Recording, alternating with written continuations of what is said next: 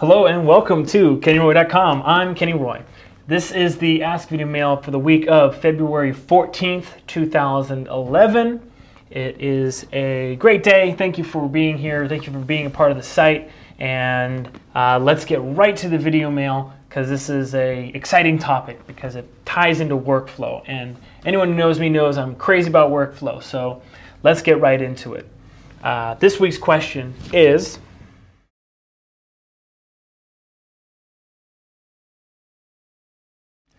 well, I love this question because I can tie it into workflow. If you've seen the workflow lecture, you know that what I like to do is to build in the fundamentals into a scene, meaning block with overlap in mind, and also fall back on the fundamentals, meaning if you have a note or a performance change or something you want to add into the scene and it can be done using a fundamental change, then all the better because you built it into the scene, and so it becomes for lack of a better word, it becomes basically a little slider, a little knob that you can adjust, right?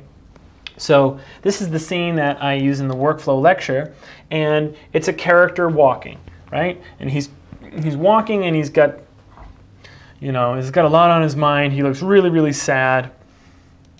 All right, and so what I do in the lecture is I basically take all of the keys of his spine right here, and I can make huge amounts of adjustment very, very quickly. So how much overlap in the spine is too much? Well, if I go like this will basically, moving it and not scaling it will make it so he basically overlaps the same amount, except his start and his end position is much further forward. Okay? If I drag it down like this, his start and his end position is much further back. But it's the same amount of overlap. If I keep it where it is and basically scale it, it'll change the size of the overlap, making it so his start and his end position are actually further apart. So if your workflow is fundamental, if you're following the tips that are in the workflow lecture, then you will be able to make a lot of adjustments. So my first tip is to definitely use a fundamental method, a fundamental approach to your animation, and identify those parts of the animation that really are going to combine together to make your performance, so that you can do things like I'm doing right here, which is just basically play with the amount that you're getting and see what works and see what really, really nails the performance choice that you've made. So that's a lot of fun. On top of that, this is like a cycle, and it's easy to kind of look at a cycle and someone walking and say, oh, he's supposed to be really sad, so let's really overdo the overlap and let's make him really floppy and leaned over and all that stuff, right? So that's kind of an easy one. More difficult one is if you're actually keying a character. I'll give you this scene as well so you can play with it, okay? A more difficult one is if you're actually keying a character. Let's start a new scene, and let's bring in bloke.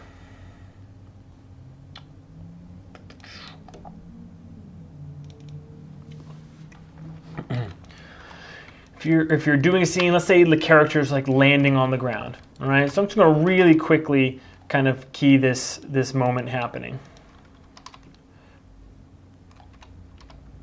Let's offset the legs just a little bit.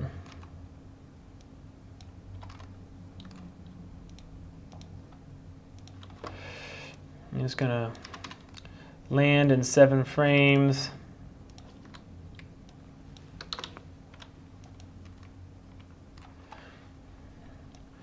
And notice how what I did is I set a key right here,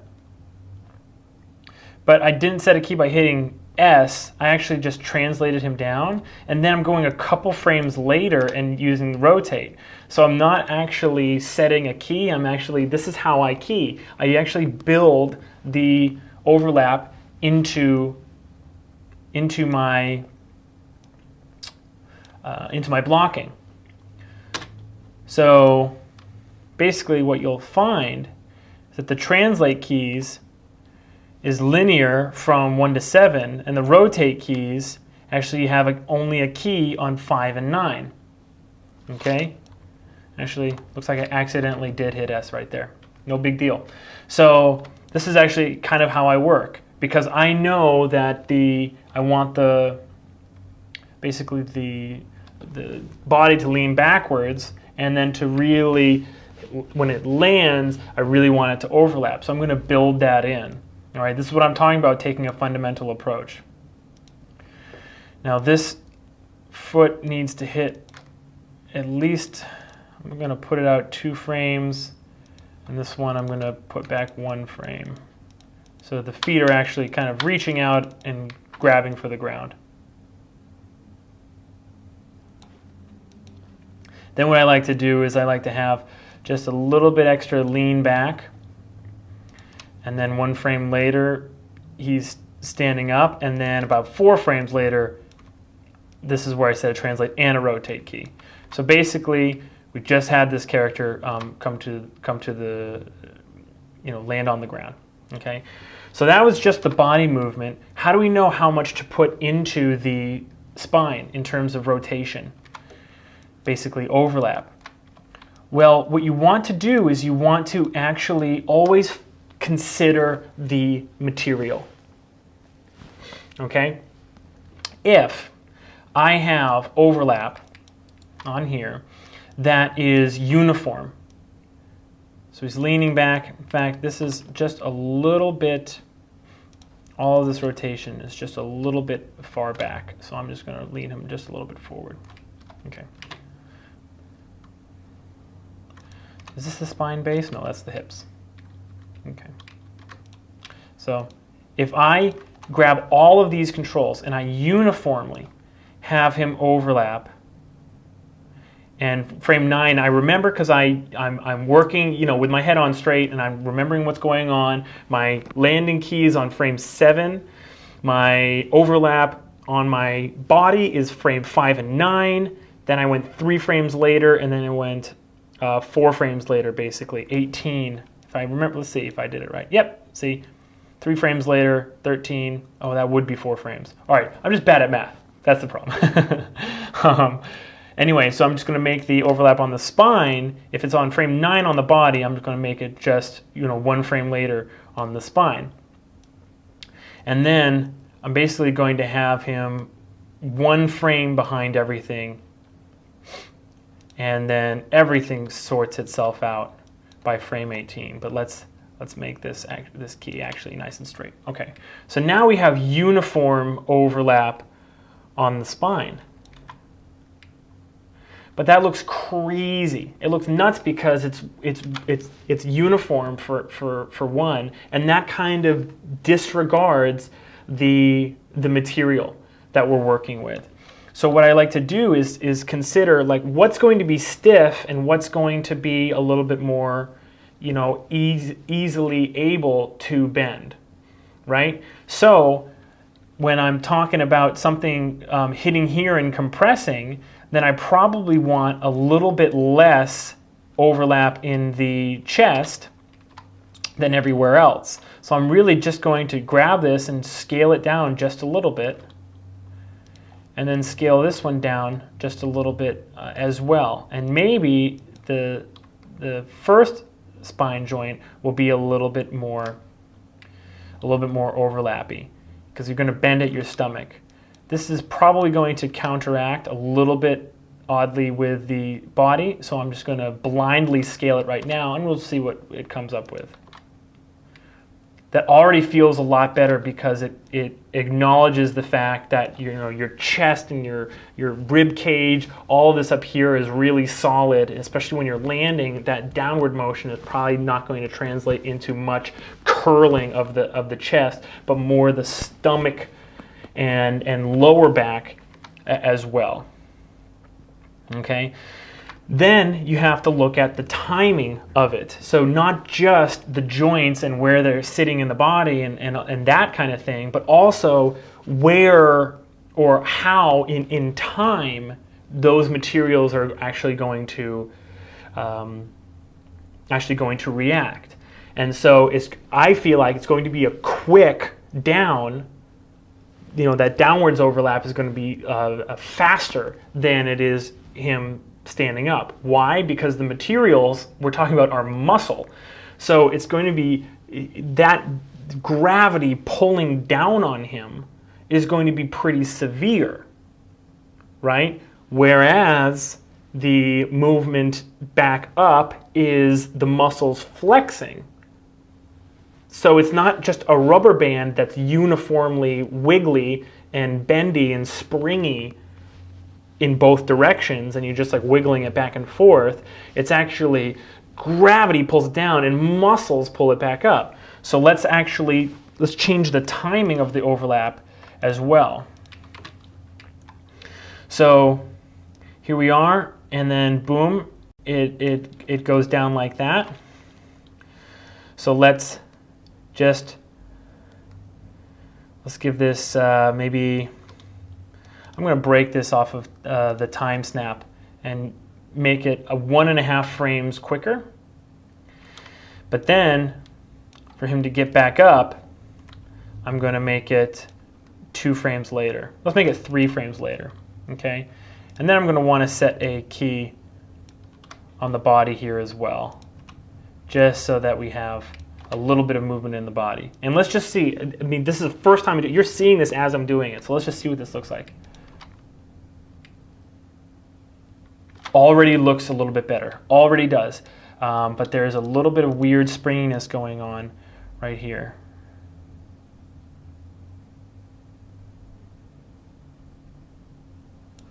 All right, you know what it is? It's actually the rotation. I need to match the rotation in the body. The rotation in the body is counter-animating too much against the rotation in the chest here.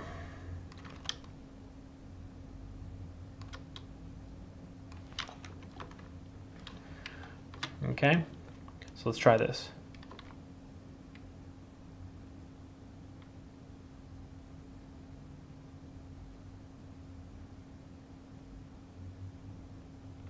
I think we could even make it a little bit longer. And I'm actually going to reduce just a little bit this amount of springiness that happens into the, overshooting basically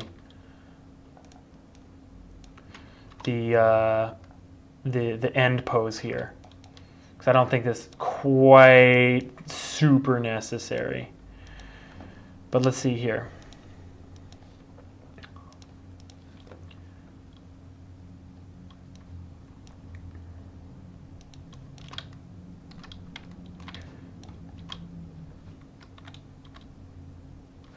Yeah, let's go back and do that.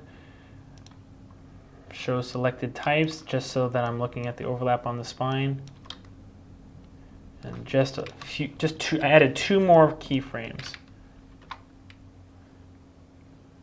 See, so much better. I'm going to leave it like this so that you guys can experiment with this and just move keys around.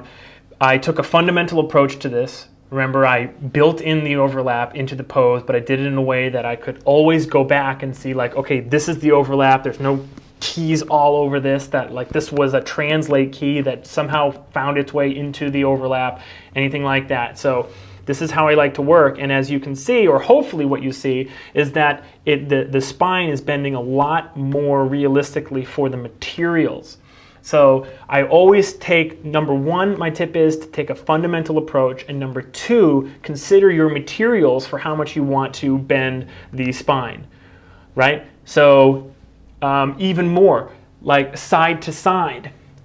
Our muscles are pretty strong curling up, and a little bit weaker extending. Normally our stomachs are a little bit stronger than our backs in terms of being able to lift that weight, right? But although that's arguable, I wouldn't say that as a blanket rule. But however, side to side, definitely very, very weak muscles. When you're at the you're sitting at a fast food joint and you're trying to like reach the napkins and you're like, ugh, like someone grab my hand, and you gotta be pulled back. You know what I mean? It's like that. The muscles in your sides are very, very weak. So if you're doing overlap from left to right, consider that inertia is really going to throw you over quickly, and then you're going to have to really struggle to get back, right? So that affects the timing. So fundamental approach, so it's editable and you can play with it and make it right for your performance choice. And number two, always consider the materials of your spine so that you can make a informed choice as to what looks good and what doesn't. Very good question. Thank you for the questions. Please keep sending me questions. The way to do that and interact with the site in the best way possible is to send questions to webmaster@kennyroy.com, and I look through all of them and pick out the ones that will help the most people. So please participate in the site. It's a great way to do it, and it's a lot of fun, and I'm having a blast recording these. So if you just keep on sending them, I'll keep on answering them, and we'll all have a great time. Okay? Thank you for your questions. Good luck with your work. And as always, rock on.